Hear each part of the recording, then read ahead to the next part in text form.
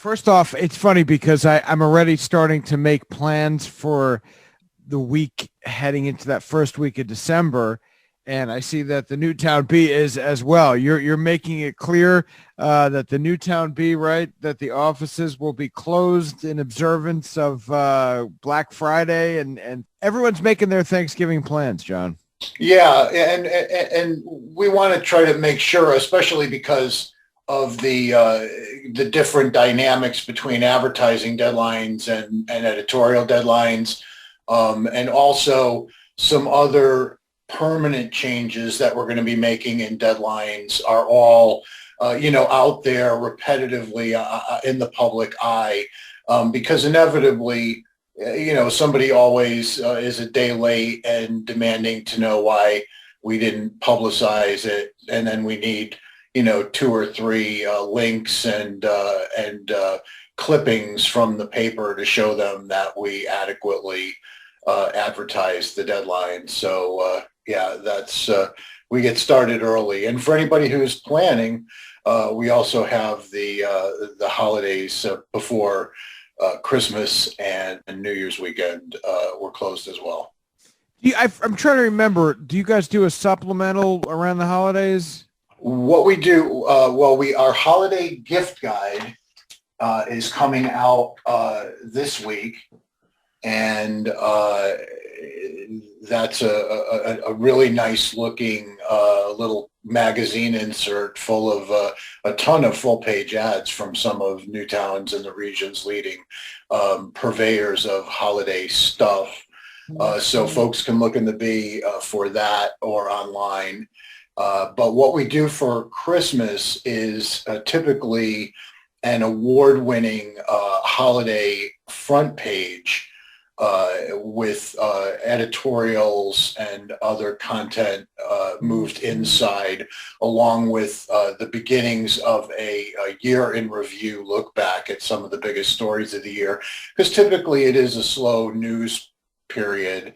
A lot of folks travel, a lot of folks are tied up, meetings get postponed. And since that's still going to be really kind of in the fresh territory of the newly inducted members of the many boards and commissions, I really think a lot of those bodies collectively are going to hit the ground running more in January. Although there will be some business, I'm sure, to transmit in December. I think with the swearing-in ceremony being actually scheduled for this coming Saturday, with any folks who cannot attend that official ceremony getting sworn in up until their official date of seating, which is December 1st. Everybody will be ready to get started. Those first few meetings, our town clerk is very busy because she effectively acts as the chair of each of those boards and commissions for their first meeting of the newly seated elected members, at which point each of those meetings conducts an election within their own body for their chair and vice chairs. Busy time post-election. Yes. Yeah. John, so it's starting to feel like the holidays here in town. Catch us up to date on what is in the pages of the Bee this week. Well, we finally have come to a chapter closure on the Firearms open carry ordinance, with the Legislative Council actually kind of in the ground and indicating that this current body that who are going out of scope in terms of elected service on December 1st, they weren't going to be the group to act on whether or not to adopt the ordinance. They opted to send it forward with a hopeful recommendation for the new council to pick up on it. The Board of Education has approved its latest version of the non-lapsing account policy, which is a fund that the Board of Education is now allowed by state law to maintain for various specific purposes.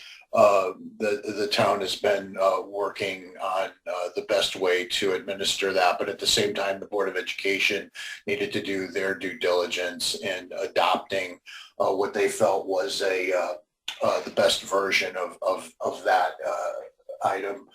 We found, as we expected, as the permanent memorial, the Sandy Hook permanent memorial begins to kind of make whatever movement it can during the winter months. We're pleased that the O&G company has opted to donate a bunch of pavers that were initially going to be too costly to include in the budget. O&G really wanted to do something for the community, so they've made the donation of those decorative pavers.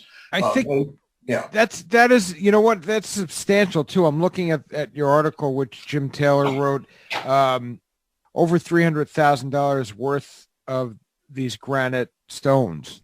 In part due to the escalation of materials costs. I didn't even think about that. Yeah. Across the board, they had to prioritize the must-haves with the nice-to-haves, and the granite pavers that were originally part of the plan were one of the nice-to-haves. And once they did actually determine that they wouldn't be able to incorporate them within the set budget, O&G stepped up and said, we'll make up the almost $80,000 difference for those decorative pavers.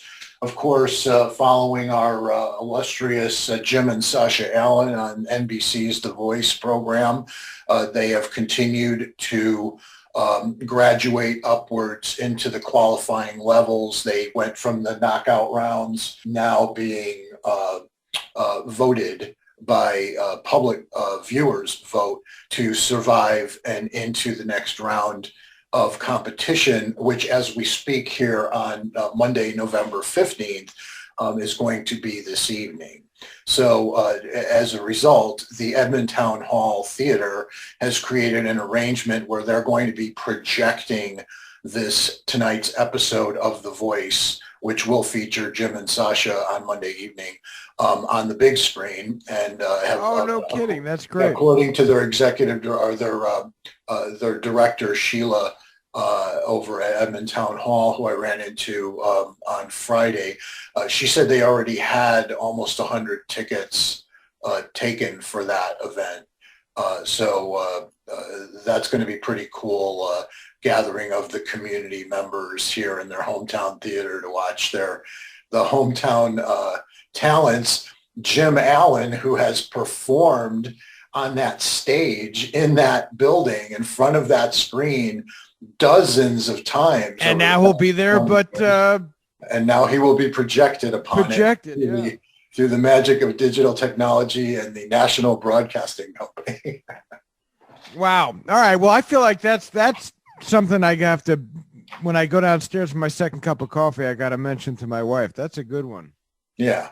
So, and of course, as we talked about holiday closings, we talked a little bit this week about the Newtown's pivotal role in the region's initiative to boost awareness and participation in household food scrap recycling. Not a glamorous, sexy subject, but if you just kind of Google food scrap recycling, it's shocking how much landfill space is occupied by food scraps, and how those food scraps deteriorate into, in great part, methane gas that then poisons the atmosphere or negatively impacts the global warming situation. So Newtown stepped out way out front several years ago in providing any homeowner that asked, free for the asking, household food scrap recycling containers. And they have offered a specific place at the landfill where those food scraps can be recycled, so that they're done so in a way that is most efficient and environmentally friendly. So I wonder, because we compost, are we creating methane gas in our compost? I have to, this is a good No, point. composting is, I think where the food scraps end up going, if I'm not mistaken, and if it's not the Newtown HRA Regional Waste Authority destination, I know in many communities that are, not just in the US, but elsewhere, that are doing long-term, like they've been doing food scrap recycling for decades. They go to a communal composting facility. So then members of the community come spring when it's time to get the gardens going, they just go there with their wheelbarrows and dump trucks Yeah. and 5-gallon barrels and load up on compost. See, I never know what we're going to discuss, John. I always leave our Maybe next week, conversation- man space flight. Who knows? Hey, by the way, I see here on the newtownbee.com the update, 7 p.m. The doors tonight. Show is at 8, Edmond Town Hall. That's 45 Main Street. Free, but tickets required. So that's something special. Yeah. Check out The Voice with your neighbors. That's right. And also, by the way, this is something a year ago that we couldn't have even fathomed doing when we were locked up in our homes by ourselves. That's right.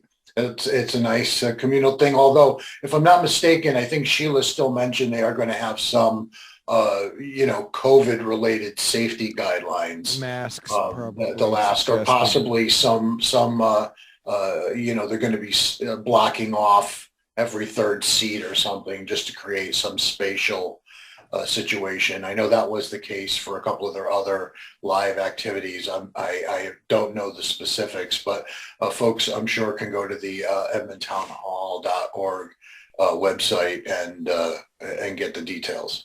We had talked about that gas station project as I head down to Sandy Hook from town.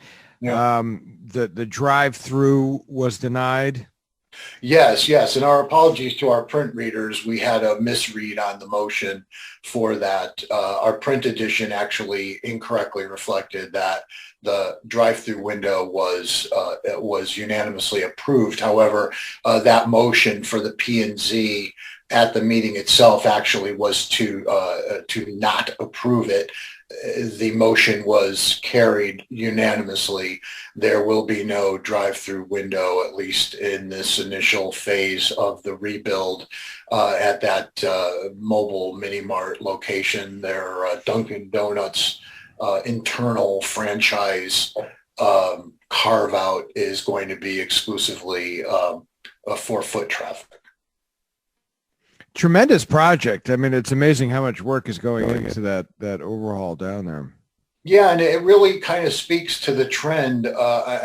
Not as much. You don't see it as much in the Wheels station across the street, but in the Wheels station that is down on South Main Street, they have like this kind of a cafe set up with couches and Wi-Fi and a big screen TV. Yes. You can kind of go in there like almost like a little cafe. Rest stop. It reminded me of like a rest stop when you're traveling.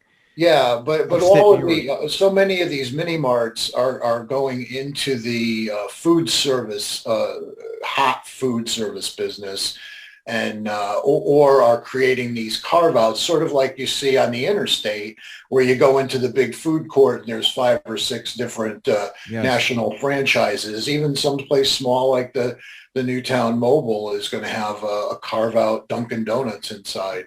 So that should still enhance the commerce of that operation there.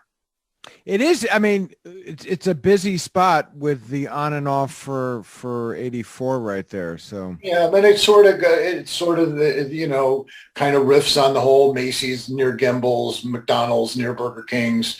I mean, we have the Starbucks across the street. It was inevitable that some additional competition might come to that newly designated commercial zone there. I will say, if depending on what side of the street you're on, that's how I end up choosing where I'm going. If to not be able to make the right hand turn, it's changed my pattern, put it that way, not having the gas station. Yeah, if you're not specifically particular about the taste or how much you're paying for your coffee, and your total goal is to just, get your Java and go, now the ultimate convenience of being able to get in and out on either side during that, especially during busy rush hour times in the morning, when people are most probably inclined to jump in to get a cup of coffee. What are you working on this week, John? This week we are, lining up whatever late meeting coverage is happening. And we had a beautiful break in the weather, warm enough on Saturday mid-morning for shirt sleeves at the 50th anniversary celebration for the Newtown Police Department. And what was most interesting at that location was I was kind of walking around in the crowd, and I came upon Police Commissioner Neil Chowdhury, and he had a photo from the Newtown Bee, I believe, of the 10th anniversary celebration of the Newtown Police Department. So he kind of held up that photo with the 4 or 5 officers in it who were the entire police department 10 years on.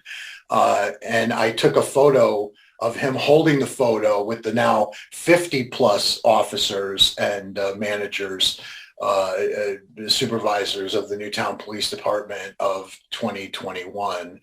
But it was a beautiful ceremony. The 2 surviving generations of Rosenthals were represented there and had a chance to say a few words, along with members of our faith community. There were 3 nice convocations that were provided, and several other speakers, including our state rep. There was the requisite proclamation, proclamation honoring the department, and then they had a nice reception after the fact. There were many retired Newtown police officials there as well, so it was nice to see the retired cops who came from all far afield, all coming back together and kind of reminiscing about the back in the day of the Newtown Police Department of the 70s and 80s, and how different it is today. Yeah, and this is so funny because you and I had talked about kind of that responsibility and that role that the Bee plays in town as a historical marker and archivist, and that's proof of it right there. Yep. Yeah. When he produced that article. Yeah, and I mean, as you pointed out in previous conversations, that Way We Were column that we run every week, which is so wildly popular, often has photos where we're asking the readers if they recall who was in them. And it creates a great kind of engagement opportunity with our readers for when they are recognizing someone in one of those old photos, and they can excitedly send us a note saying, I know who that is. And then there's often a story or 2 that comes along with it. So it's a wonderful continuity device, as well as a great engagement opportunity. And as you pointed out, really kind of solidifies the fact that the Newtown Bee really is still the, kind of the chronological, historical keeper of the data of the community. Well, as I told you, as I assemble my WPKN Evening News, the Newtown Bee is in my stack of go-tos. John, the print edition's available now. When I want the new print edition, when should I go to the stands? What's the perfect time? Because our new printing plant is so tightly scheduled, we know that nothing is keeping it from coming off that newsstand by around noontime every Thursday when we print on Thursday. So this week, with there being no holidays, no short deadlines, no premature closings, This Thursday, barring some catastrophic issue at the printing plant, you'd be able to drive up to the Newtown Bee offices and buy your dollar edition of the hot off the presses, typically by around 2, not much later than 3 o'clock. And by dinner hour, if you're coming home from work, 4:35, 5:30, the grocery stores, the drug stores, and any other business in town that has newsstand delivery of the Bee will also have it. They've been updated. All right, cool. And of course, the newtownbee.com. Yeah, and when is that holiday supplemental? The Christmas? That's going to be in this week's edition. Okay, great. So people can check that out and kind of peruse how they might shop local on Black Friday. And do please, if anybody is planning letters to the editor, effective last Friday, we have changed our letters policy from the long-standing 3 p.m. deadline on Wednesdays. That deadline, due to printing constraints, is now going to be noon. And that's a permanent change that we're going to have in effect. And of course, next week, all the deadlines have bumped one full day earlier because the Thursday printing cycle, the plant is closed. So everything is going to be printed on Wednesday. So you'll be able to get your Newtown Bee hot off the presses after 2 o'clock on Wednesday. But consequently, ad deadlines have shifted to either this coming Friday or next Monday. Letters deadlines are Tuesday at noon. Deadlines for a bunch of our sections are either Friday or early Monday. All that is outlined on the front page of the paper and online at newtownbee.com. All right. Well, listen, I feel like the holidays have crept up on us again this year. I didn't see them coming this year, John. I know it seems like we're so, like, the moment is always just like kind of, COVID is still so much in the peripheral in terms of employment issues, the booster, vaccinations for kids, But I will say that when you and I used to log on and with Nancy before you, it was always the first, second, and third stories that we talked about. And here we are now. We just talked for 25 minutes, and it just came up now. So we're moving in the right direction, man. That is true. Yep. Yeah. COVID's now an afterthought in our weekly conversations, which I hope it remains so and maybe off the radar sooner than later. All right. Well, John, thank you, and we'll talk to you next week. Very good, sir.